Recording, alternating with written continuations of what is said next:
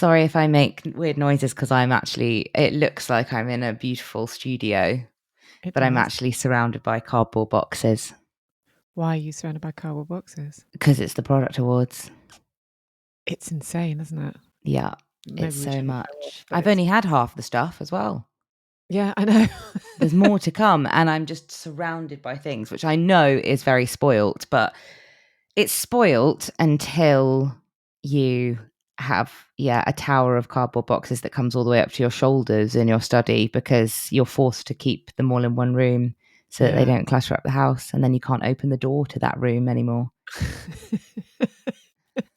Have you tested anything amazing? Oh, what a good question. What's my favorite thing that I've tested so far? I've had I've had a few things that haven't been amazing that I was really excited about. Well, you're not allowed to say what they are. That's the I thing. probably am not, am I? Yeah, I think we can probably talk about what the thing is, but just not the brand. Okay, so I had a hydration vest from perhaps one of the leading hydration vest brands. And it surprised me by coming with 2 soft flasks. So I suppose it's not the actual vest that I'm mad at. It came with 2 soft flasks that had that thing that you're supposed to bite. And then the water comes out. That I had to bite like I was like gnawing on them like a hamster on one of those pretend wooden carrot things, and it still was barely coming out. And it was on such a hot day that I went out with this that I was gasping. Oh my God, yeah. And I was like, so please, upsetting, please, can something come out? It was literally blood out of a stone. I was like, what is going on with this? Those are so weird. I think there needs to be some kind of universal sucking system for soft flasks and stuff like that because, I've had some that are awful. And the ones that are too generous with their flow are then almost as bad. But the ones where you really can't get the water, it almost leads to tears if you had enough fluid in your body to produce such tears. Yeah. It's a horrible, horrible soul destroying thing. It really is. Not great. Yeah, there have been some joys. But I suppose, as a general thing, I have had a lot of pants that give me horrible VPLs, a lot of flasks that I can't get any water out of, a pair of headphones that I just went out for a run in that I had to put back in my ears every 5 minutes because they kept falling out. There has been quite a lot of stuff that I've struggled with a bit, but I have absolutely loved, some of the lifestyle-y bits, which every so often we get lovely treats with the product awards where it's mostly it'll be things that we use for running all the time. Sometimes you might get thrown in there, like I had a lovely fleece from BAM. So it's like a bamboo fleece, and it is so cozy and my fave thing to chuck on after a run at the moment. That might be my top thing. Have I had any good shoes? You're not supposed to mention brands. Shh. Oh, not even if I'm really pleased with them? No. Oh, I thought you were saying that because I was going to slag it off. Okay, well, we'll have to beep that. I think I've definitely had the thing that springs to mind as in I've not been enjoying has been a pair of sunglasses that have been, I think, designed for men because they've got little rubbery silicone bits on the arms that pull your hair out. Yeah, I think I've got those as well. And I winced at the price of those considering they tugged out half my hair. Not good. Not good. Yeah. No. Weird. I don't actually, to be honest, even if you had incredibly short hair, I think you'd still have issues with them. It's quite a weird thing. I'm glad that wasn't just me. I thought that's just because I have very, very long hair. No. I've got like 4 hairs and it hurt every single one of them. Every single one came out. I'm sitting here with Greg Wallace. Oh God, if I have to be bald, do I have to be him? No, sorry, you don't have to be Greg Wallace. I don't know why I went to him. Hello and welcome back. Hello you. How was your weekend? My weekend was lovely, actually. It was a rare, quiet, sorting one. Nice. Doug's going to Glastonbury this week, so we did a big shop of like I don't know if he's going to have any money for Glastonbury, for the actual festival, because he bought just an inhumane amount of beers. Oh my God. And then also a bunch of like, bits and bobs like comfy shorts and fun shirts that are a bit fun, Do they have a slogan or just a picture? Some had a slogan, actually. One had a big pizza slice on the back. So we did some fun shirts from TK Maxx. Yeah. And then, so that was Saturday, scorching, and just spent it wandering around Bath in the sweaty heat. And then came home and drank a bottle of rosé, basically, and played Scrabble all evening. Nice. Lovely. Really enjoyed that in the sunshine. Are you not tempted to go to Glasgow with Doug? I'd love to, but I can't. I couldn't get a ticket. Doug's going with his brother because his brother's working. And I don't know if you're allowed to say trade secrets. He gets a +1. So amazing. I would absolutely hate to go.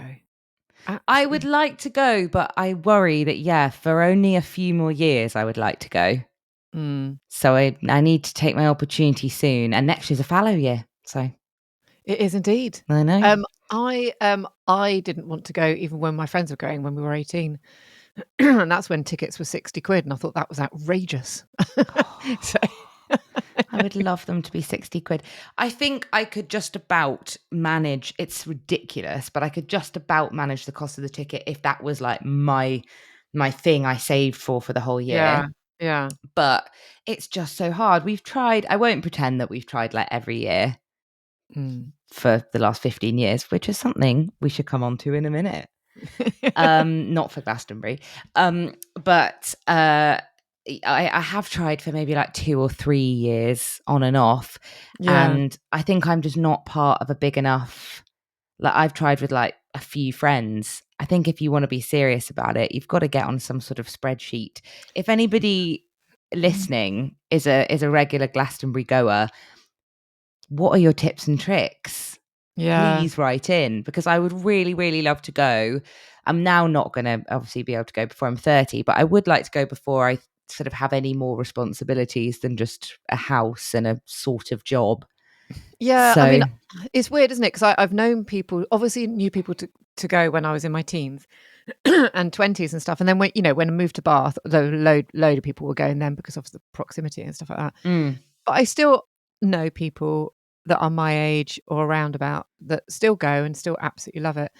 But literally nothing has persuaded me to go. And I find it really interesting because like, you have conversations with people that are like ardent Glasgow goers and they try and persuade you like why it should be a good idea. Like, the price of a gig ticket on its own, if you were going to go and see like Rod Stewart, it would be however many hundreds of pounds. But I would never, ever see pay. Rod Stewart. No.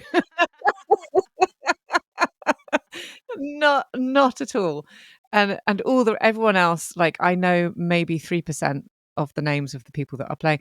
And then if you sort of say that, well, I wouldn't pay that money to go and see these people anyway. Oh, well, there's so much other stuff you can do. Yeah, that is what they all say. There's all the fun stuff that you can do as a family. And I'm just thinking, yeah, but I can do that without being surrounded by thousands of people in a really muddy field with no toilet facilities. I can do that somewhere else, So I totally understand. I do think this year the lineup is a little ropey. I mean, not. I guess if you think about, not to sound like all the Glasgow cult, but I guess of course there's always other things. But when I looked at the lineup, the main headliners, none of them particularly excite me. I won't lie. I would probably go along to Olivia Rodrigo, see what that's all about. It would probably be a laugh.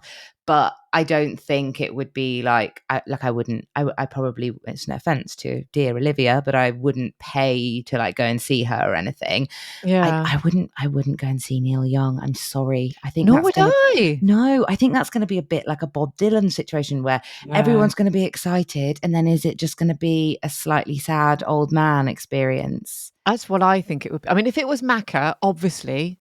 He still turns the party. Yeah.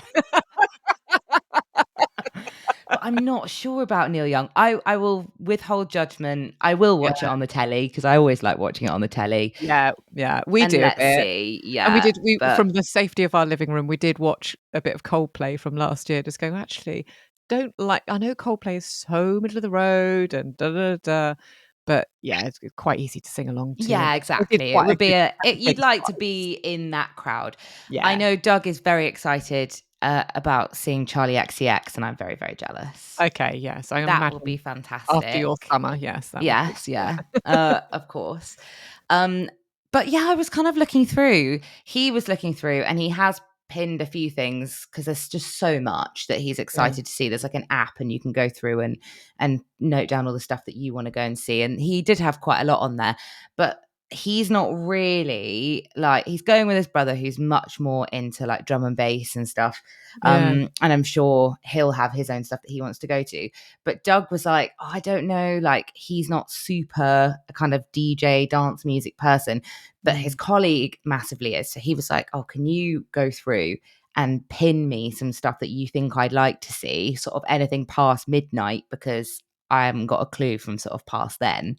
Yeah. And she went through and did that, but she put 150 things on his list. Yeah. And I was looking at it the other day because he was like, check it out. Yeah, you know, she's put some stuff on there. I've put some stuff on there.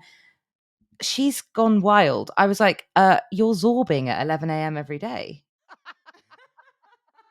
He's got a gong bath most mornings. See, I mean, I wouldn't do that outside of Glasgow, so why would I do it in? No, we were talking about the horrors of actually like 25 degrees, or it's not even supposed to be boiling, but it's supposed to be warm. It's going to be hot. It's going to be horrible, and you're going to be surrounded by nutters and like no offense, in a plastic ball, in potentially with the previous person sick, rotating round and round with you. Absolutely. Hungover, tired, not good. 3-4 days no shower. Yeah, it's going to hum inside those balls. It's I'm not going anytime soon, I don't think. No, I'd go, but yeah, minus the zorbs. Yeah, I wouldn't. Maybe I'll stick to like National Theatre and get my kicks that way. I'd go to that as well. I know you would. You're a cultural polyglot. Pinter on one side, Charlie XCX on the other. There we go. That's how I always imagine you. That's your angel and devil. Right, okay, because you mentioned it very, very I briefly. have.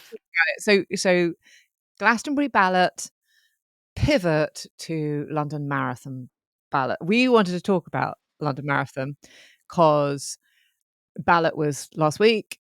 You all know now if you got in or you did get in. Most of you will not get in because someone was saying, so it was 1 point something or other. I feel like I'm going to say 1.21 gigawatts, but it was, or no, what is it? Is it 1.21? Anyway, I'm thinking of Back to the Future. 1.21. Oh, whole. I know. It's amazing. Anyway, it isn't gigawatts. It must be something else. But anyway, so 1 point something or other million people applied to do London Marathon. 17,000 people got in on ballot. Ooh, oh God, that's just miserable. Shit odds. I've forgotten how limited that ballot number is, because in the back of my head, obviously that was a bit silly. I should have thought they're not going to have all 55,000 come from the ballot because you've got the charity places and etc. But 17,000 from the ballot feels quite mean. Does feel mean, doesn't it? Because you do. I feel exactly the same as you. I was really surprised by that because I was thinking of 55 to 60,000 people, and then there are so many of those people that come through on charity. That must be the main thing.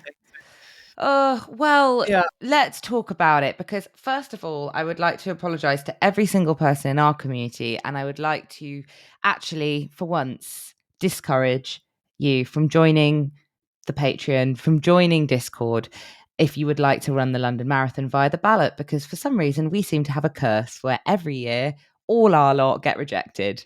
I think there was one person. Did somebody get in of the pod squad? I believe so, and I only know that from the Paris Pod Squad WhatsApp. Oh, well, that's a big year for us. Yeah. One is huge. One is massive. Yeah. Oh, yeah, Oh I did feel god. I do always feel so gutted seeing everybody's messages come through. Yeah. Um and yeah, people saying that they've had a rejection. I also think it's quite brutal, and I totally understand that if they're sending over 1 million emails, Yeah. like, it must take a good while to get all of those out the door. Absolutely. So I understand that it takes a while, but it's a full day, isn't it? Some people are not getting those emails till 5, 6 o'clock in the evening. Yeah, and you're just gonna be hitting refresh, aren't you? The kind of the Mhm. stress of it. Oh my god. And, like, there are people out there that want to go through it even though they've listened to our experiences, which I think is quite I it's know. quite interesting. I know. Somehow we still made it sound appealing. And it is, Yeah, and it is. I do want it to is, reassure it is. anybody who has got a place, how exciting, and it is truly amazing. Yeah, Just it is. don't my advice is don't forget that it is actually also a marathon. I think I kind of forgot that in all the excitement, and then when What I'd done what about half, I went, "Oh, fucking hell. Oh, yeah. Yeah, this is actually hard." Yeah, it's a tough gig. Mm.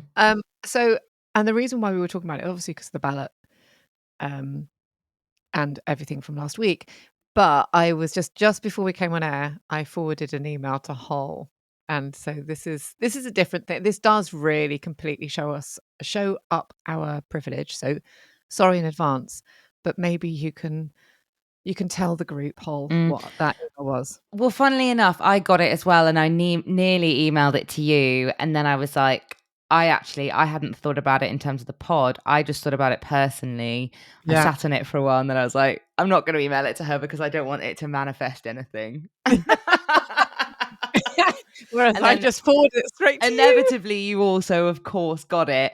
But Yeah, we got an email uh, from the London Marathon events, talking about guaranteed media spots, which, for full transparency, if you don't know, is exactly how Esther and I managed to run the London Marathon this year. It's how Esther's managed to run it 3 times in person.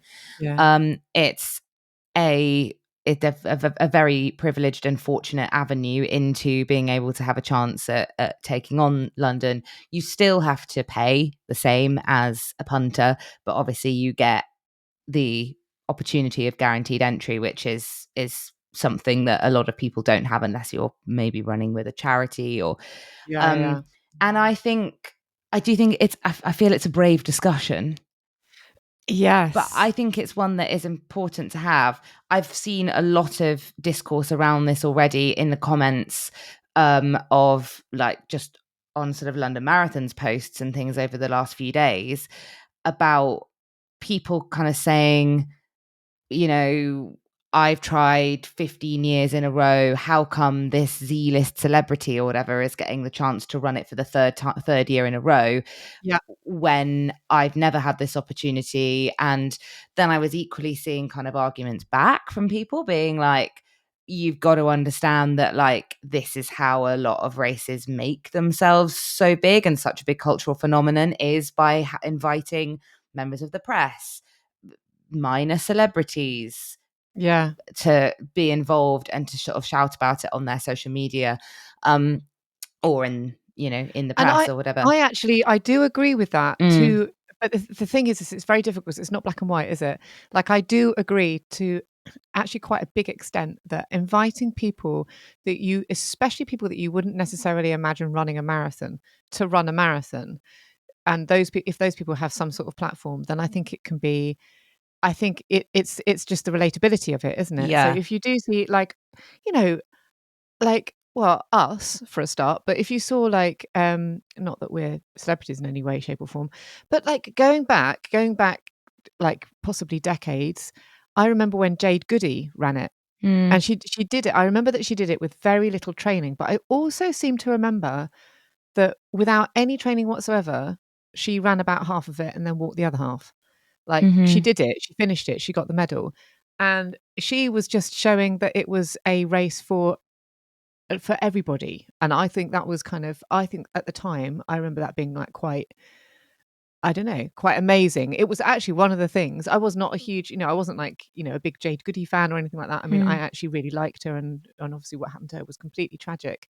But I thought that thing in itself was actually such a positive thing, and I bet loads of people saw her take that on, and people that wouldn't necessarily engage with the London Marathon wouldn't even, how we'd say to people, if you don't feel like you can run a marathon and you've got a marathon in the in the diary, then go and watch like the people that are coming in at 5, 6, 7 hours when you're doing the London Marathon, and you'll see that it's a race for everybody, for every person. And Jade Goody, I think, was doing that all by herself. I thought that was quite amazing. Yeah, I think I think that is amazing. I think I agree from a hugely biased perspective, because I realize that we've sort of been in that position. I certainly have. I felt like that earlier this year. It was a weight and a bit of a responsibility where I felt like I have to do this thing because it's such an incredible opportunity. I cannot be seen to be wasting it. Like, I need to be fully stuck in and be showing a good example for like how hard a very average runner could train to kind of be able to complete something like this. But then on the other hand, it does feel amazing to think, oh, I really hope that to a small degree I might be inspiring some people to do that. And I think it is good. I think it's great. I'm sure that people like Ramesh, he's not necessarily the target sort of person of our gang, but I bet there are plenty of men who might have considered themselves to be not very sporty, who might have struggled with their mental health, or who would look at somebody like that and feel just wildly inspired to run a marathon. Yeah. And I think it's incredible. I think that it also does come with a little bit of a, I don't know. After a certain point, do you have to accept that unless you've got in, well, I was about to say unless you've got in on your own merit, that is sort of getting in on your own merit.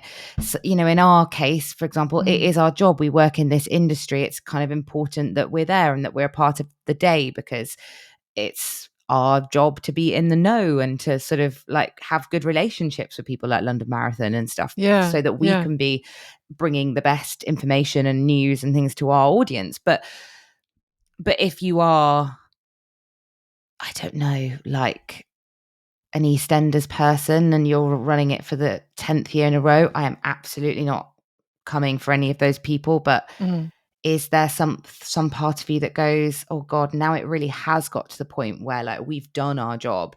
The popularity of this event is just huge compared to where it was. Now do we think about stepping back and giving that spot to somebody who, but does that spot go to, I don't know. I don't know. And then you'd get people that would argue that the kind of the sort of the EastEnders actors, most of them, the reason why they started running was because of Barbara Windsor, and it was because her husband, widower, was running on behalf of a dementia charity. So then you got a group of people that were all raising money, like, and it was such a very visible kind of charitable exercise. Thinking about it, that's what most of the people who were there were doing. When it was mostly charity, they were mostly doing charity stuff. And how can you argue that the kind of platform that, I don't know, whoever it is, Joel Dommett running for teenage cancer or something is going to bring, and how much money that might raise? Of course that's a good thing. Oh, it's so hard. It's so hard to. And other people, obviously, that were there, I'm just thinking about some of those people who were a bit more on the kind of like very fitness influencery people. Do you mean Jake Quickenden? I mean, for example, Jake Quickenden with his wonderful salmon pink shorts. I think lots of those people were running with teams who are brands that are part of the event, like Cooper. We obviously were there and had Cooper's support throughout all of our training, but we weren't Team Cooper. They did have a team that were people who have a far larger social media presence, and specifically in running quite well than we do. And those people were sort of running for a brand. So then you can totally be like, well, that's a job, that's a gig. Oh, it's so tricky. It's so tricky. And so and it is incredibly tricky, but it still leaves that conversation to be had between me and you, which is, do you want to do it? I know.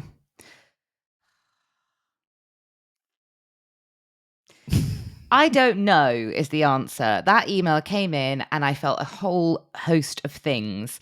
I think I felt a little bit guilty because of all the reasons that we've just talked about, seeing Yeah. all of our audience have, not all, but yeah, most of our audience have a bit of a shitter on Friday, finding out that they hadn't got a place in the ballot. Yeah. Made me feel a bit,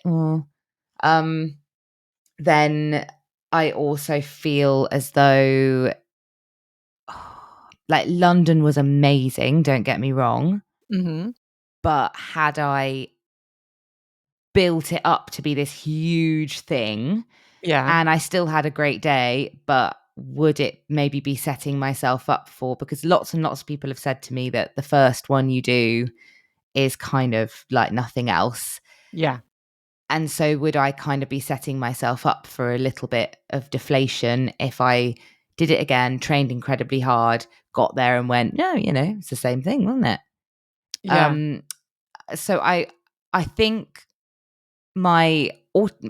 this is not a firm response yet, Mm-hmm. but my gut reaction is yes, I am thinking about another marathon and I think I would like to do it again. Lol. Only a month ago, I was like, absolutely never in my life. I think I would like to do it again, but I don't know whether I'm ready to face London again so soon. Yeah. I think I would like to do something else if I was going to, Mm-hmm. because that would feel like another challenge. Whereas if I did London, then I would have to feel there would have to be an element where it was like, well, I've got to do it quicker, or I've got to do it, I don't know, quicker is kind of the only answer really there, isn't it? And I know I probably could, but it would be a hell of a lot of work. And I think, do I just want to focus on running a marathon and it feeling a bit more comfortable and having a bit of a laugh? Yeah. Kind of. Yeah. Yeah. So maybe I want to do something a bit more like a traily thing like you've done before, or something like we've done with women's running. This is not, I might be in huge trouble from all of our superiors for throwing this out there without ever discussing it with anybody first. But like if we wanted to go with a group to Paris or something and Yeah. do that, then I'd happily do something like that if it felt like it was kind of, but I think me taking on London kind of, I don't necessarily feel like I've got unfinished business. But do you? Oh, I don't know. Mm-hmm. I felt that I had so many conflicting emotions with it because because that London Marathon that we did, that was my third, and I had two in quote successful marathons and one kind of shit feeling one. And like the first two, like the first one, fine, I finished it and it was good and I did feel good. Second one, I was really deflated, but I shouldn't have been because I think it's because it did, like you're saying, there didn't feel like there was a significant difference between the two. I probably ran it slower than the first one, but not like hours slower. No. 10 minutes slower or something like that. That's So kind of what I'm like a bit scared might happen. And that yeah, feeling of kind of like, oh, if you train incredibly hard, what done if I all did that it work. in like the same time? Yeah. Great. I still ran a marathon. I would have to give myself a pat on the back. But I can't lie, there would be a little part of me that would be like, well, all of that for Just the same the time. same time Yeah. and another But similar then looking medal. yeah, and they will be. Mm. But then I do feel like I do now feel like I've got unfinished business because um I was gonna try and attempt a marathon distance within weeks of not being able to do it then. And I'm now not gonna do that, which does make me feel as though there is a missing bit that I haven't quite done it. Also, I know that my FOMO around London Marathon is so big that as soon as it was suggested that you did it last year, that it took half a sentence for me to go, "Me too, I'll come." Yeah. Like, I couldn't possibly imagine not doing it while watching someone I know do it. So there's that. But I don't really know why. I wish we'd never been offered the opportunity in a way. You shouldn't wish it Yeah. away, but I wish it wasn't, because then I might think to myself, "Oh, you know what? I would," because there is something to be said for training for a marathon and enjoying the training for the training's sake. So I am trying very hard to think about that training block from sort of December until April as an inherently good thing for me, for my fitness and my health, whether or not I did that marathon. Um, Me too. Do you know so what? I never thought that I would say this, but I completely agree. That is what is motivating me to do. Like, I'm thinking that if I do another, I might do a spring marathon again. And mm, it's not necessarily because of the glory and the and of the cross and that moment of crossing the finish line. And I'm not gonna lie, I'm looking at my London Marathon medal right now. Here it is next to me. And oh I my look God. at this and I think, fucking hell, I am so proud of myself. And I'm Yeah, sure I would have that too, but I don't think I'll ever quite have it in the same way that I do about this. Like this, I just want to hold close to my heart for the rest of my life. yeah, What I'm actually motivated by when I think about next year is not getting another one of them and, rounds of applause when I'm running down the mall or whatever. It's the fact that I just really enjoyed the structure and the routine and the how good it made me feel about myself, how proud it made me feel of myself, not for yeah, crossing that finish line on the day itself, but which I did, but I mainly just felt so proud of myself when I looked back over that period of time and I was like, holy shit, I did 6 months basically of training for something. When is the last time? Honestly, I don't think I've ever done that before for yeah, one thing. yeah, Like, with the exception of like my degree, but that's if you're talking about like one thing, I've never spent that long on one essay or revising for one exam or like doing one piece of work that we would do at work or anything like that. Like yeah, that that was the most amount of time and effort and raw kind of blood, sweat, tears that I'd put yeah, into one moment, one event, one piece of work, kind of, if you will, yeah, in my life. And I just felt so incredibly proud of the fact that I was able to do that. And it has lit a bit of a fire in me where I'm like, I can do that. I'm not going to mess it up. Remember conversations that we would have last year before of yeah, my biggest fear about signing up to a race would be, what if I don't do the training? What if I just don't do it? What if I yeah, lose interest? What if life gets in the way? What if I can't motivate myself to get off the sofa on a Tuesday at 7 a.m. and just proving to myself that I could do this was a yeah, big deal. And it's slightly lit a fire of like, now I'm a bit obsessed with wanting to do more. And I'm loving that we're doing Western Burt because it's really getting me going in terms of having a new Cooper plan with days I can tick off. yeah, But I don't think I'm that motivated by London and the day itself now that I've done it. Incredible bucket list thing. Oh my God, good luck to anybody who found out they were getting in or who's getting in another way or who still would like to try their luck next year. yeah. It's so amazing. But I think that pastures new call. Goodness.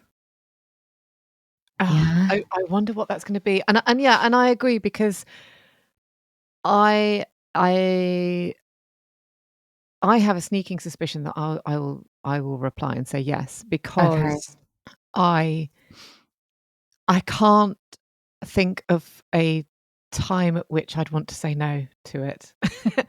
Even though I had that awful experience. There's I am someone that likes familiarity, and because it was so lovely for me to do it with you, because I loved that I was able to say to you, "This is what this bit's gonna feel like. This is what this bit's gonna feel like," and to explain how it might be, in the kind of lead up to it and Mhm. everything. And and having that knowledge like means that I'm not, like like when we were speaking to people about Lisbon half, for instance, and what a kind of shambles that was at the start Yeah. of the race, and that kind of thing. I would hate now at this grand age of 51 to sign up to a marathon and to turn up and to find that there was one loo per million runners or something, and that there was no proper start time, and I couldn't even get to the start in time anyway. All Mm-hmm. those things. It would really, really upset me and ruin that experience so much more, I think, than having to run from halfway. And knowing the route now as I do, it just makes me think I can see it will give me something to do in the winter. From November onwards, I'll be like, right, well, that's what I'm aiming for in April. Yeah, I think that's one of the things that gets me going about it as well, is the idea that, like, I love the fact that, like, it's quite an all-consuming thing to work towards, and Mm, so it's a big boredom beater. Like the first 6 months of the year, absolutely, or not of the, you know what I mean, of that training period, yeah, absolutely flew by because I was just training and training and I'm not gonna lie, I'm really glad now that it's summer and I'm still training for a half, but we're not talking about the same kind of lengths of time out of the house, just pounding the same pavements over and yeah, over again. different, yeah. So I'm enjoying being able to, like, do things on the weekends. For example, last night, Yeah, drink 4 beers, but still be able to go for my run today because it yeah, wasn't like 16 miles or whatever. yeah. Um, I'm enjoying being able to have it rule my life a bit less. But I did enjoy that regime as well. Do you know Yeah. what is like, and this is so pie in the sky because we've not been given the opportunity to do this, but Mm. do you know what's calling me? What? Sydney. Oh god, yeah. Yeah. It's Oh, the only one. I think it's the only one. Like, now that I've done New York, which I'm happy to not do again, although it was an incredible experience, but I feel like that's ticked off. I don't feel like that's calling to me every year or whatever. mm, Um, but yeah, of the kind of the new 7, star finisher ones, that is the only one, but it would have to be a holiday. Like, it would have to be 2 weeks. You couldn't the kind of the jet lag would be yeah, you such that you can't couldn't. do like a 12-hour flight more even. No, no, and, And like, and then, Helen's yeah. doing I saw Helen Thorne a couple of days, well, end of last week, and she's doing it, but she has, even Helen, who is actually Australian and who has friends that she can stay with and, knowledge of the area and all that sort of thing, even for her, it's a pain in the arse because she was saying it's just before, I think it's like the first week of September or something. So she has to get back. So it's a much shorter break than she would want to, but she has Mm. to get back because her kids are going to school. And it's like, it's like the timing isn't amazing. No, you're right. And you'd be training over the summer, doing quite intense long runs over the summer. And then you'd get to Sydney in September and be like, actually, it's a bit shit and rainy because it's, I guess, their winter still really there. And like, yeah, I do hear you that the joy of London for us Mm, is that it's quite easy. We are an hour and a half away on the train. We've yes, got it is. plenty of friends and family that we can stay with there. Yeah. We've got lots of connections and friends and things, so that we're like, in terms of like work-wise, brands and things I'm thinking of, so that we've got lots of support. Like and as you said, it's a well facilitated, easy marathon that it is so well oiled at this point that you Yeah. know what you're doing, where you're going, how Yeah. to find a loo, how to get to the start on time. It is very unlikely that you would be able to get something wrong, really, Yeah, because you it's don't have so to well navigate a organized. weird metro that you're not sure about, No, you don't and get there and yeah. go, oh, it turns out that bagage means something completely different. Yeah. Yeah, You and, don't have to face jet lag or no, even just the no, tiredness of having spent a full day traveling, even if it's just London to Paris, yeah, you know? Oh, and I and don't know, I don't know, I don't know. But then I won't lie, and I know this is really spoilt of me, and I'm so yeah, sorry if people are just if people are throwing darts at a picture of my face listening to this, but I don't feel excited by the idea of it in the same way that I did last year, because obviously it's not, everything felt like I was in a film, because it was all new, and it was all kind of at the same time so familiar because it's so iconic, and I know it would all feel a little bit more run of the mill still, it's one of the most amazing days in the most iconic city in the world, so it's not like I'd be bored or anything, but I guess it's just I don't know. But then also we talk about like the Bath half, and the fact that how many times have you done the Bath half? I've done it at least 3. I think I've done it 7 times. Yeah. And Ridiculous, actually, like, I love it. I do love it, and it has to be, sorry, Bath half, I think probably one of the dullest half marathons I've ever done in my life. And this is, kind of this heritage city and blah, blah, blah, but it's a grim, boring route, isn't it? But I love it. I do love it. I love the experience. I love and oh God, and how much do I love walking to the start and walking home again. It's just the best. It is great. It is really, how really much do I love going to the pub with you afterwards? Oh, that was so much fun. And knowing that we can get into a pub very easily and sit down and have a meal and a drink. Yeah. Good luck doing that after London. Yeah. Oh. Yeah, I think I would be over the moon if you wanted to do it again. I think the listeners would be over the moon with the idea if we were both doing it. Oh they my God, might be again listening to this going, absolutely no, shut up. If you ever mention London Marathon again, we will report the podcast to the equivalent of Ofcom. Yeah. But I have had a few emails from people who've said in a non-threatening way, yeah, when are you going to do something that exciting again? Because that was really cool. And so there is a big part of me that feels a little bit like, okay, have we got a little bit of a responsibility to the listeners there to give them something to work towards again? Because it's not just us, is it? It's like you feel that momentum of that training period gearing up for London, because there's lots of other marathons happening around the same time. Yeah, because spring and autumn are like big peak marathon times. And I know that when we were training for it, that there were plenty of people that were training for marathons that weren't London, but I'm hoping would have got enough out of our conversations leading up to it to be applicable and relatable. I find it really, I'm going to find it very, very hard to say no. There would have to be that I would have to have a reason to say no. Yeah. And one of the things I did think about was that the Bath Beat, which is this tiny race, which I've done before, it's not even a race, it's a walk actually, that you can run if you would like to. And it's 26 miles, and I've done it before years and years ago. And it's on the same weekend always. So like if I did that instead, then, but if I did that instead, I would be running around the whole way around actually glorious countryside, because Bath Beat, that's an amazing route. I'd be running around all this gorgeous countryside, but I would still have FOMO about not running around like, Cutty Sark. Yeah. She's so stupid. No, it's not. It's not. It's amazing. And like that was amazing. I will remember that moment forever of running around Cutty Sark. Unfortunately, it was just when I was starting to go, oh, this isn't all nice. Yeah. Yeah, this Cutty Sark. It's about 10k in, isn't it? Yeah, it's about the 6 mile mark, and that was exactly when I started getting the cramp in my left calf. So this time round, I remember it being shit. The second time round, I remember going, not quite as good as the first time going round. And the first time I went round, it was epic. And I remember it because, do you remember that was when I did it in October?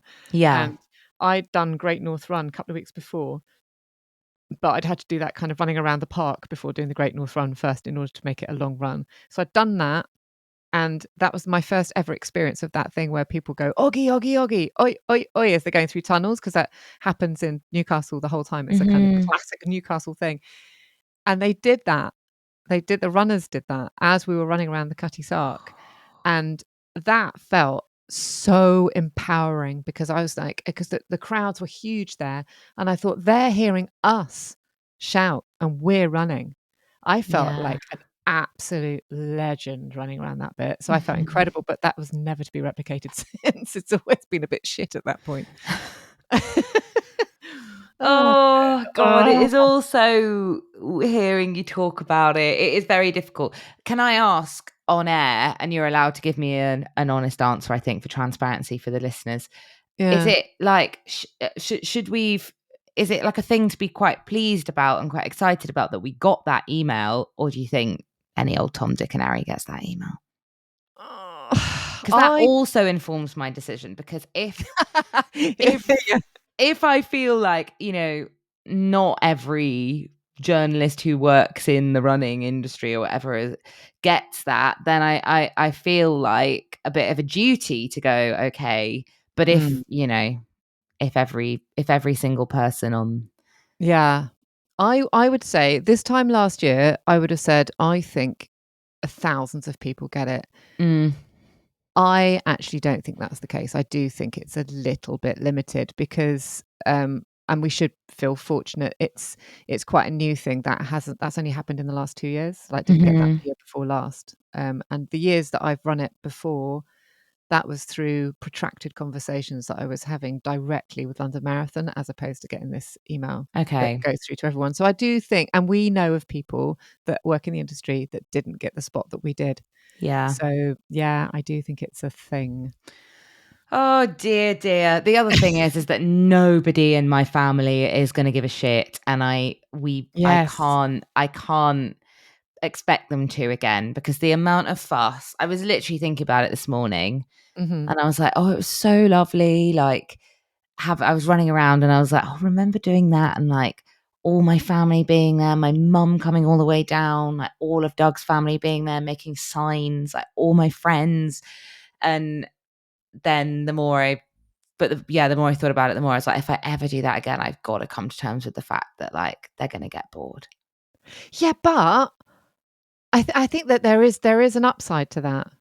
Like, how does it feel? The idea of running an epic race without the pressure of expectation or Yeah. performance, and like, say it was you and me again. We could we could actively tell people to stay away. And we could do it, complete it, finish it, see it as a Mm. kind of as the kind of the reward at the end of a big training block, and then we could celebrate the two of us, and we could join all the people that we said that we were thinking about. Loads of people run it, finish it, and then go and find a particular pub and have a beer and a Yeah. pizza and all this sort of thing. And we didn't. I mean, you had your friends and family there. Oh, but also because it was my first one, because it was so hot and because I was exhausted. I've told you many times that I was so excited about my pint of Guinness, and I had about 2 sips of it and thought I was going to hurl. Yeah, but So I would yeah, love to be in a position again where I'm slightly fitter, I'm a little bit less heat stroke prone, yeah. and I can actually sit down and enjoy a glass of something rather than just being like, oh God, I'm going to be sick in this heaving bar in Yeah. Westminster. And there was something to be said for, like, for my second, the Sicky? The tricky second album that I did. When I did that, it was deflating, because I think I was due to meet up with quite a few people and it just didn't work out, and I ended up having quite a solitary kind of journey back home, but it was a really rapid journey back home.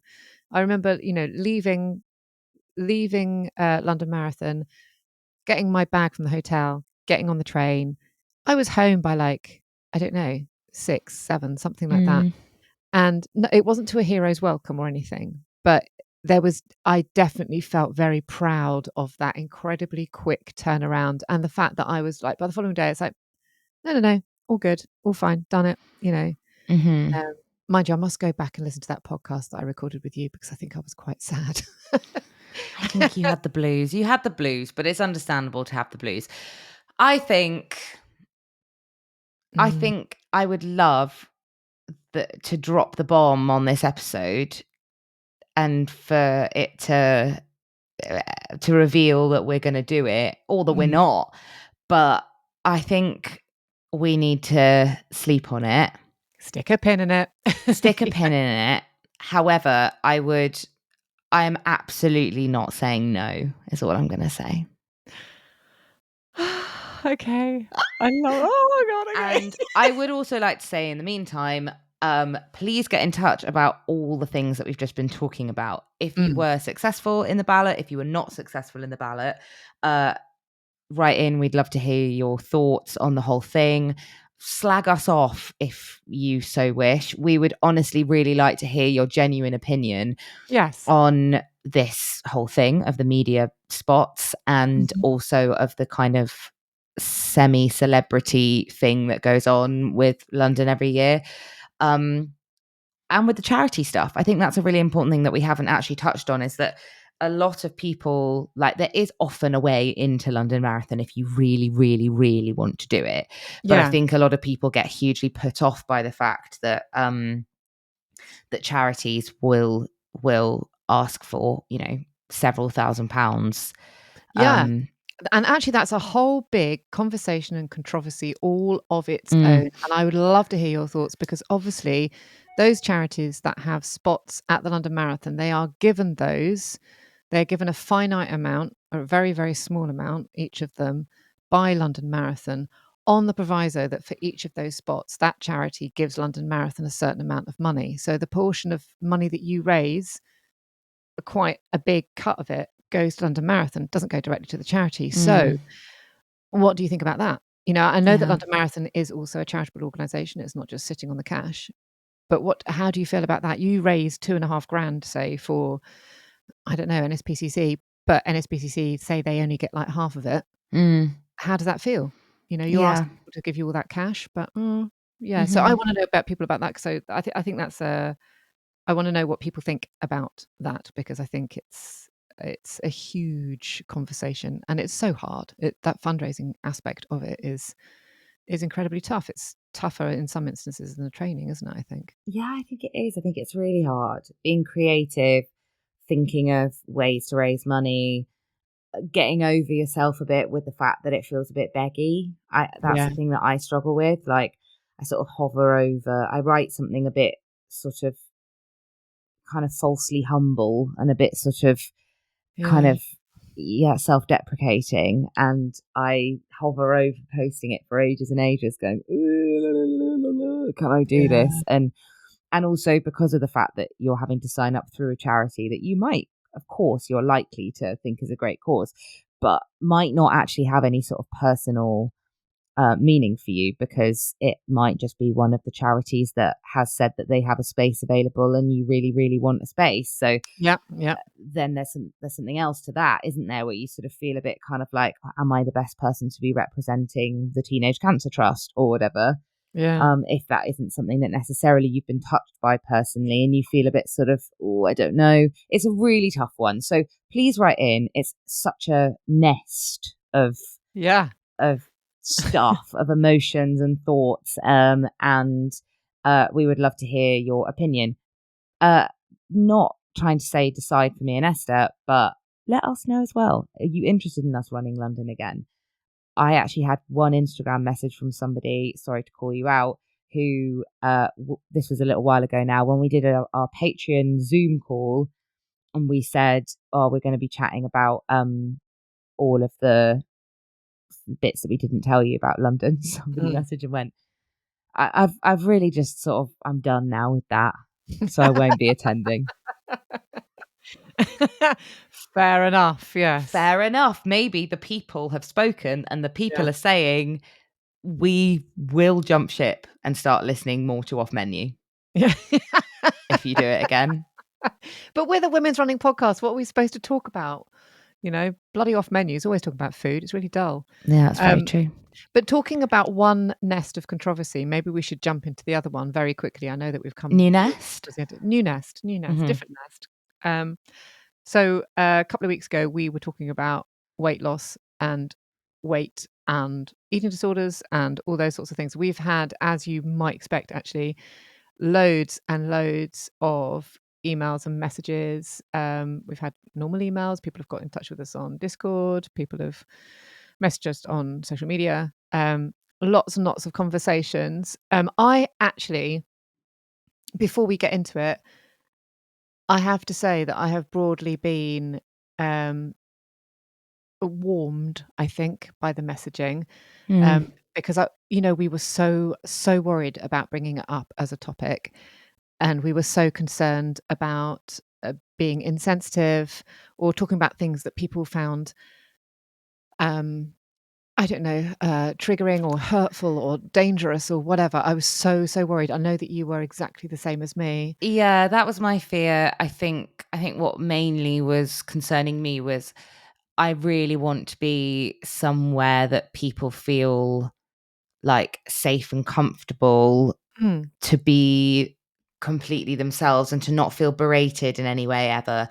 And I know that as someone myself who's sensitive to those conversations, sometimes when you catch wind of a particular kind of discourse with people that you feel safe and comfortable and you feel you kind of share like values with and stuff, there is like a parasocial thing where you end up being like, they're not my friend anymore.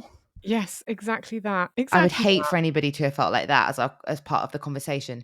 But I'm really glad that we spoke about it, actually. The more I think about it, I think it was really important that we had that chat. And I think you guys did too, because we had lots and lots of responses. Yeah, we did. And I think there were 3 that we wanted to just like talk about very briefly, because they sort of, I think all 3 of them touch on sort of different areas of the stuff that we were talking, because we talked about, there's so much to talk about, isn't there? Yes. So do you have, or shall I kick off? Because I've got 1 and I know that you have 2. Well, shall I kick off so that we can take it in turns? Oh yeah, brilliant. Okay. I'm prefacing this one by saying that this is specifically about eating disorders. It's also quite long, so buckle in, but I really felt like it was an important one to share. And I also hope that she doesn't mind. She's not said anywhere that she doesn't want me to read it out, but I really appreciate her honesty here, because it's very like it's got some personal stuff in. Okay. But this is from Suzanne, and I just thought that it was very interesting. So she said that she is a patron and a subscriber, and also the mother of 2 daughters in recovery from anorexia nervosa. She now sits as a care representative in numerous forums, is involved with the training for all community adult eating disorder teams in England, works on the all-party parliamentary group for eating disorders, and is a member of the Hearts, Minds, Genes Coalition for Eating Disorders. Wow. Also, so she's got a heck of a lot of credentials here. Yeah, She's got yeah. creds. She said, it was great to hear Juliet chat RE these illnesses, and I hope it is okay to add some additional evidence-based facts with the view that maybe they may help someone or somebody supporting someone with an eating disorder. It's quite frankly a very distressing, isolated and terrifying place to be when you live with an eating disorder, be that yourself or as a person caring and supporting a loved one. We face a lot of stigma and misunderstanding on top of the significant distress of living with these illnesses. It is now known that eating disorders are not coping or control mechanisms. Rather, they are complex biopsychosocial illnesses to which a person has a genetic predisposition. The person may look as if they are in control of their beliefs and motivations. However, they are often controlled by their eating disorder, and a useful way of seeing these behaviors is as maladaptive behaviors resulting from the impact of starvation and malnourishment on the brain. They are often referred to as biological-based illnesses with mental health outcomes. We do know that all sorts of environmental factors can impact an individual going on to develop an eating disorder. However, these are catalysts. The cause is the genetically vulnerable person going into a negative energy balance. And in some people, this causes changes in the neural pathways, which can become entrenched. With this in mind, it was so heartening to hear the talk RE negative energy balance, insufficient energy for one's physical or growth needs or energy level, either through not eating enough inadvertently, restriction, or excessive exercise. Key insights that the field now has are the necessity of adequate nourishment, the value of a non-dieting environment, and avoiding negative energy balance throughout our lifespan. A person can develop anorexia and not be what is seen as underweight. However, anyone of any shape or size can be in a negative energy balance for their own body. With binge eating disorder and also bulimia, it is restriction that leads to the compulsion to binge or purge. I think I might stop there, but there is so much more to what she said. I would like to say that feast, which is I now can't see what that stands for, but I think it's like families of people with eating disorders, basically. Oh, families empowered and supporting treatment is a place that she points to that is really, really useful for more information on this specifically. I think, yeah, very, very interesting stuff that I hadn't really considered before. Yeah. Obviously, we did describe eating disorders in that way, and I think that is perhaps a little bit of like a what's the word I'm after? Well, it's just quite a simplistic view of it, isn't it? Yeah. That actually there is so much more neurologically, psychologically that's going on than just using our diet to control things that feel uncontrollable. Yeah, absolutely. There's I mean, as she says, I guess there's just this whole wealth of stuff that influences a person to make those sorts of decisions. But yeah, I'm so pleased that she wrote in. I'm pleased that you've read it out. I think it's really important to I wish I could have done more because there is loads, but yeah, please do contact or have a little look on feast-ed.org if you want to understand a little bit more of what she's talking about there. Yeah, cool. And so then that leads on. I've got one here. I'm now concerned about mentioning names. So I don't think I will do with this one particularly. So apologies if this person does want to get in touch afterwards, and then I will name check them. But I just sort of I suddenly have a sudden urge to go, you know what? I'm not going to mention your name because I haven't got in touch with you. But I wanted to mention this particular email because this was more about the weight loss jabs that we talked about a bit. And so this person says, thank you so much for your recent episode. It's such a relief to hear this topic being discussed openly and compassionately, especially in a space that often overlooks or marginalizes heavier runners. As she says, as a heavier runner myself, I'm constantly having to explain to people, doctors included, that my weight is not a hindrance to running. I run regularly, take part in races, and I'm currently pursuing my super half medal. Woohoo! I know, hurrah, hurrah. She says, I did want to comment on a few points from Dr. Juliet's interview. I feel we still need to challenge some common misconceptions around weight loss medications. There's a narrative that drugs like, I can never pronounce this, is it Mounjaro? I think Mounjaro.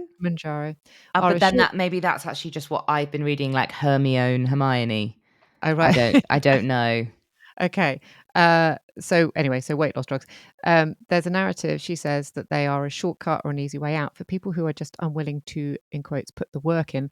That could not be further from the truth. I'm in perimenopause, and like many others, I gained a significant amount of weight in a short period, despite training consistently. Lifestyle, hormonal shifts, and age all contributed. After trying everything to manage it naturally, I made the decision to use a weight loss drug. It's helped me regain control, but it's been slow, steady, and hard work. It took over a year to lose that weight, even with a consistent running and strength training routine and with a moderately restrictive diet. She carries on to say, many people I know who are using this medication feel a sense of shame or like they're cheating. That feeling is compounded by the way we're often treated by the medical community, dismissed, judged, or told to just lose weight without real inquiry into causes. The reality is obesity is a chronic disease with complex roots. We need to stop framing it as a moral failing and stop positioning support tools like medication as shortcuts. So, yeah, I thought that was very well said. And I kind of wish we'd got that at the time so we could talk about that with I Juliet. know. But, it kind of lines up quite nicely actually with what Juliet was saying about healthy weight loss. Like, I'm not trying to, I know that like we still are learning a lot about these drugs. So I'm not saying blanket, oh, therefore they are super healthy for every single person who is going to use them. I know that it's going to be quite subjective and personal, but I think the particular danger that Juliet highlighted was that some people can lose a lot of weight very quickly. But yeah, an example as to the fact that, like, actually instead it can be a very useful tool that can help you do what we know is a healthy weight loss process, which is gentle, slow, steady, consistent. Yes. Yeah. Didn't know that. Found that very fascinating. Me too. Right. So last one. There was another. There are more, and you're all so clever, and I just love hearing all your thoughts on things. But this is just another one, just to give another bit of perspective, because I know it was a very wide-ranged conversation that we had. This touches a little bit more again on the kind of energy balance thing, and this is from, again, I don't know whether maybe I shouldn't say this. I don't think she would mind, but get in touch if you don't mind me shouting you out. I'll do the same thing as you, and I will err on the side of it being personal information, so I won't share.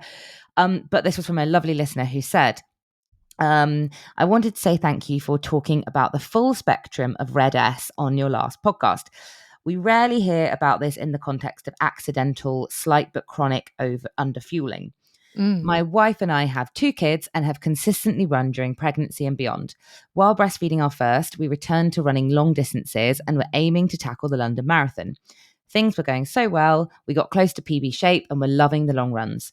All of a sudden, I started to feel slightly under the weather all the time, and running started to nosedive. I just couldn't hit the paces my wife was hitting and blamed being postpartum. Before kids, we had similar run paces. We did question nutrition and started taking vitamins, but didn't question energy. We were eating well with plenty of veg and sharing a family-sized bar of chalk most evenings. During a rare date night, my wife commented I look thinner. Her exact words were, "a bit pasty and gaunt. Cheers." So I weighed myself, something I hadn't done for years, and saw I was 3 kilograms less than pre-baby. Doesn't sound much, and we're still technically in healthy range, but as a starting point of 49 kilograms and 5'2", I had less flexibility. Ooh, yeah. Started eating double lunches for a while and felt instantly better. Sadly, took a bit longer to get back into race shape, and I totally bonked during the marathon.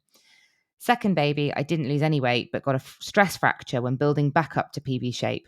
This time, likely due to lack of calcium or vitamin D from breastfeeding 2 kids, as well as expressing milk for my friend's baby as she couldn't breastfeed but wanted to.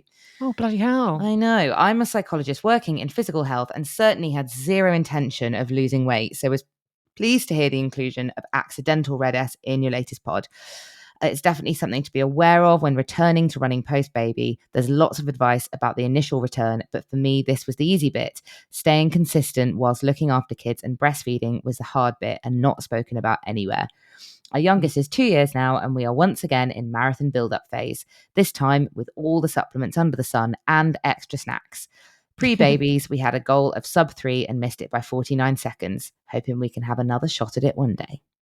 Oh, I hope you do too. I hope you do too. And I'm also really jealous and love the fact that everything she was talking about there, it was her and her wife doing it together. Yeah. I wish I had a running wife. Well, you're my running wife, really. You're my running wife, yeah.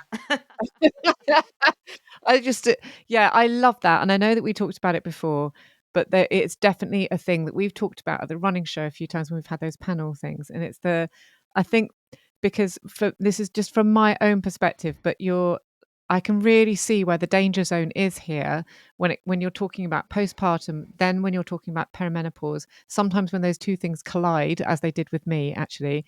And so your periods are all over the shop when you've had a baby. When you're breastfeeding, you don't even know what's going on, because a lot of the time you don't even have a period, which I didn't for a year or something.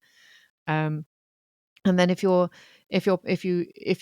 have a kid and you jump straight into perimenopause, which I think I was probably doing, your periods are all over the place, and you blame all these other things on it, not the running that you're doing to make yourself healthier and fitter and and sane and all these sorts of things. And I found it very interesting to think about. It was only when I was going out last week for a drink with Laura, friend of the pod, where we can we can sort of now, it's only with hindsight you sort of look back and you sort of think, yeah, okay, I did go to the doctor earlier this year because my periods were going a bit funny, and I thought that I had to kind of manage my HRT a little bit more.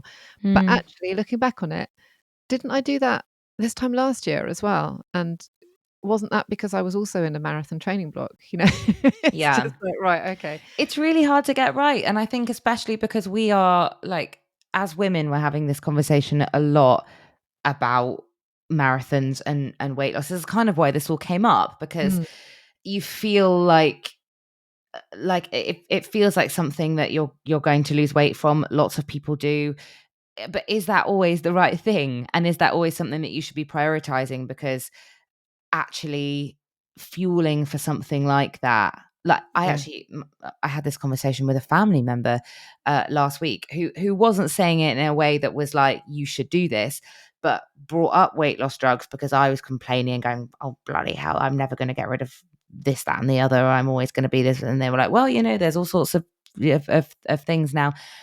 And actually it was my immediate reaction to balk at that and go, I'm a runner. And I'm not saying, again, like, clearly there are a lot of people in the in our community who are able to manage those things, but the fear of, what if I couldn't fuel, what if I wasn't hungry and I couldn't fuel, like, really we do need to be prioritizing fueling as much as we possibly can if we're taking on a huge feat like that, because it is so easy to slip into an energy deficiency. And it's choosing the right stuff as well, because as I think I was saying like a couple of weeks ago when we were talking to Juliet, when this time round my periods went funny, and I didn't put it down to anything other than HRT, mostly because I could see that I was putting on a bit of weight during this marathon training block, which I think is quite a common thing, as well. From what we've just talked about, because you need to replenish that energy. Yeah, absolutely.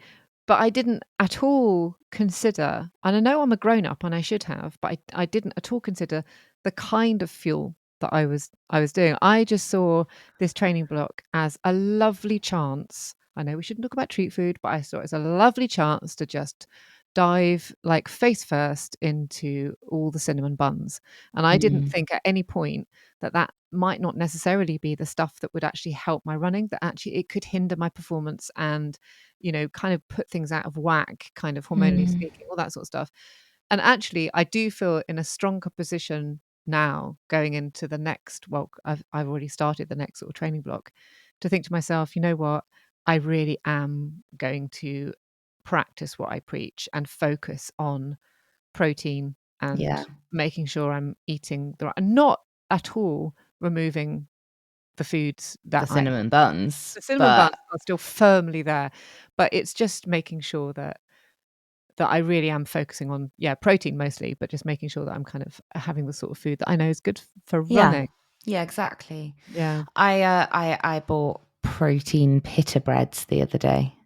Did you? Oh my God. We'll see. I had my first one today. Tasted normal and fine. Yeah. We'll see. But yeah, agreed. I had never until the marathon actually considered, what am I doing to make sure that I'm like recovering well through the type of energy that I'm putting into my body afterwards.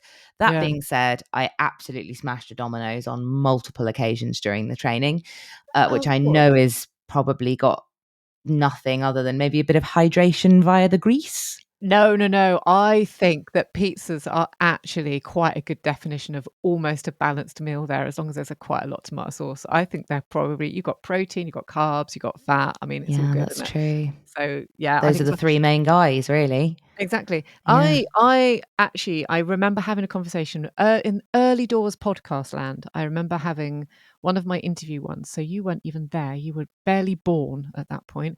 I remember having a little interview. I was but a twinkle in the podcast's eye. Indeed you were. I wish you'd been more of a twinkle in the podcast eye at that point. So I remember having a conversation with a runner who was absolutely lovely. But I was such a shit interviewer that I tended to ask all these amazing running women the same sorts of questions, right? So, and she was a very quick but very amateur runner, and one of the questions I asked her was, "Tell me about your fueling. Tell me what are you eating to make you such a great runner?" And she said, "Oh, I don't know. I don't think about that." And I remember her saying, "I don't think about it because that's the preserve of elites, that I don't need to worry about it. If I wanted to shave off like 1.5 seconds off my marathon time, then maybe I would start thinking about what I was eating." but I'm not that sort of. She was actually a very quick runner. But she was like, oh, I don't think food has any bearing on the sorts of running that I do. And and I remember at the time going, oh, okay, right. I'd not thought about that particularly. But now I remember that interview and I think, actually, lovely as she was, I think she's wrong. Yeah. I think this kind of leads nicely into, though I know we need to kind of wrap up, so maybe it leads nicely into a ... But the super shoes conversation, it's a similar thing, isn't it? It's like, just because that's a conversation that is happening with elite runners and might be the sort of stuff that is developed first with elites in mind, absolutely doesn't mean that it can't trickle down to all of us lot. Like 100%, if we can have the knowledge, information, kit, support, whatever it is that's available to Eilish McColgan, we might be using it in a slightly different way. We might be talking about slightly different numbers and percentages and margins but like, why wouldn't we use all of that to our advantage as much as we can? Absolutely. You know what this is? This is Andy's blue jumper in The Devil Wears Prada. This is what this makes me think of. Yeah, 100%. And back to our normal kind of states of being again. But also, actually, isn't there a thing where those early Nike super shoes, they were like, do you remember they were the next 2%, then the next 4%, and the percentage numbers were to do with the percent that you would take off your marathon time or your half marathon time. That's never what that knew was. that. Well, but 4% off Eliud Kipchoge's marathon time is seconds, right? Yeah. 4% off our time. Hey, I mean, that's a lot. Now, Nike, I think you're really missing a big marketing opportunity here. Yeah, I know, right? I mean, what sounds better? Shave 4 seconds off or shave 40 minutes? Yeah, come on. Yeah, I do think that should we save that conversation for next time? Because I think it might be a next time, yeah. I thought that like one person might go, yeah, I've got a pair of shoes as well. But there's been quite a buzz. You and your plated shoes, carbon or not, has sparked. I know. Quite the controversial chit chat going over on Discord. It and really email. has. Yeah. So I wonder about running in a few more, because I've just got for the product awards a pair of beeps that are from said former beep brand that shaves percentages off your time. Serious? Maybe I should give them a go for next time. I don't know. Film it. What do people do? What do the kids today do? Do it. Yeah. Well, I tell you what, I won't film me running in them. No one needs to see that. But I will log my times in comparison to how I'll do my next speed session in them, which is tomorrow. Yeah. And I will tell you all how that went in comparison to the plated but non-carbon shoes I wore last time, and in comparison to my normal plodders that I wear most of the time.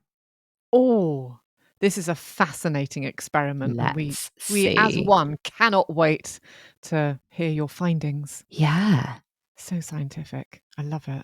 And we'll also hear from you guys. We haven't forgotten about your emails, and we won't sit on them for too much longer, I promise. We won't. I promise. I'm going to make a note of it. So we'll do a bit of super shoes next time.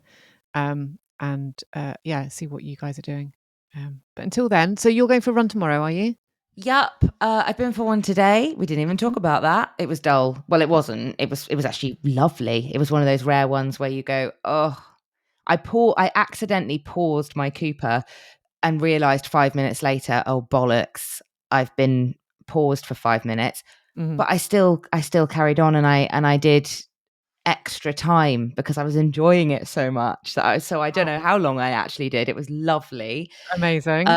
And yeah, a reminder that sometimes you go for a run and it's actually quite easy and you feel like this is really nice. Very, very occasionally. Very occasionally. Do you know what's really weird? I had the exact same experience this morning. Exact same. It's because it's cool again. Yeah, it probably is, isn't it? It's my first nice run since way before the marathon. Oh, that's lush. You deserve it. You so deserve it. So do you. It's lovely, isn't it? Well, I do think you're completely right. It's probably something to do with the fact that we've come back from. Did you do any running in the hideous, disgusting rainforest climate that the UK became over the weekend? I didn't do it on Saturday and Sunday because I was camping again. Again, I'm going to save that for the next episode. Okay, Yeah. I need to hear how Hot you, box Esther camping. Newman, survived in a tent in 30 degrees. Yeah, fun times. It'll be to do, like, honestly, I do look 10 years older today. So the lack of sleep was really caught up with me. But I did do an 8-miler on Friday when it was definitely sticky. It was sticky. So that wasn't fun. But having 2 days off and then running this morning where it was nice and fresh, that was lush. I did about 5.5 miles on Friday, and then I had chronic diarrhea for the rest of the day. Shouldn't laugh, but the shits are always funny. I know. I tried so hard. Both runs that I did during the horrible hot weather, I went early doors. Can you believe? I took electrolytes. Can you believe? I did all the things. I wore shorts. Can you believe? I did all the things you're supposed to do. And I had to cut the first one short for the first time in my life. I cannot believe I'm only just now telling you guys about this an hour and 20 minutes in. We'll have to talk about this more next time. Very nearly shat myself. Had to run to the public loo and it was closed. So I had to cut the run short. I was like, I have no other choice. Every step is bringing me less and less control over most things. And I was like, I've got to stop before I blow. So I had to go home. Oh no. Actually, somehow kind of managed to pull that back and have a normal day and feel okay. The next day, after the 5.5 miler, I felt all right on the run and I completed it, but then, had chronic diarrhea for the rest of the day. God, it's awful. I think it's my leaky gut. Anyway, more on that next time.